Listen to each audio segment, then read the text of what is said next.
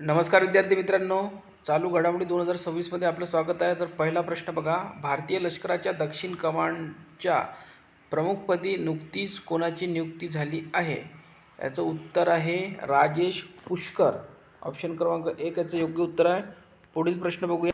प्रश्न क्रमांक 2, बोरजुली वेटलँड कोणत्या राज्यात स्थित आहे? याचं करेक्ट उत्तर आहे ऑप्शन क्रमांक 2 आसाम.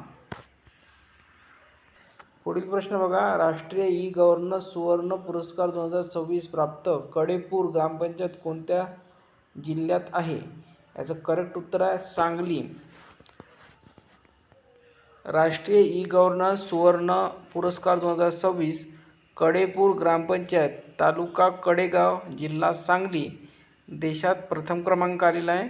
राष्ट्रीय ई गव्हर्नन्स सुवर्ण पुरस्कार 2026 प्राप्त grass root level initiative for service delivery या श्रेणीत पुरस्कार. भारतातील पहिली पूर्णपणे पेपरलेस ई ऑफिस ग्राम पंचायत. AI व ब्लॉक चेन तंत्रज्ञानाचा प्रभावी वापर. 29वी राष्ट्रीय ई गव्हर्नन्स परिषद जयपूर राजस्थान येथे पार पडली. पुरस्कार 10 लाख रुपयांचे पारितोषिक. पुढील प्रश्न पहा, बेन स्टोक या क्रिकेटपटूने नुकतीच निवृत्तीची घोषणा केली. तो कोणत्या देशाचा खेळाडू आहे? तर याचं योग्य उत्तर आहे ऑप्शन नंबर 2 इंग्लंड. प्रश्न क्रमांक 5 पहा, हवाई दलाचे नवीन उपप्रमुख म्हणून कोणी पदभार स्वीकारला? याचं करेक्ट उत्तर आहे आशुतोष दीक्षित. तर अमरप्रीत सिंग हे हवाई दलाचे प्रमुख आहे.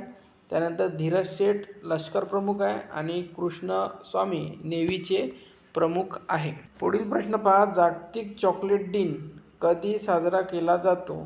तर याचं योग्य उत्तर आहे 7 जुलै. ऑप्शन नंबर 2 योग्य राहील.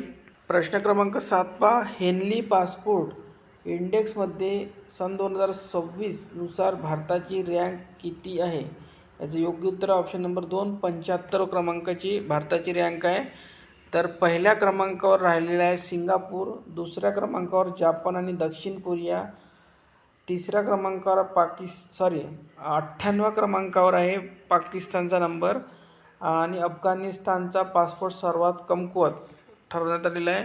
त्यानंतर 2025 नुसार भारताची जी रँक होती ती 85 होती. आता यावर्षी आहे 75वी. ठीक आहे.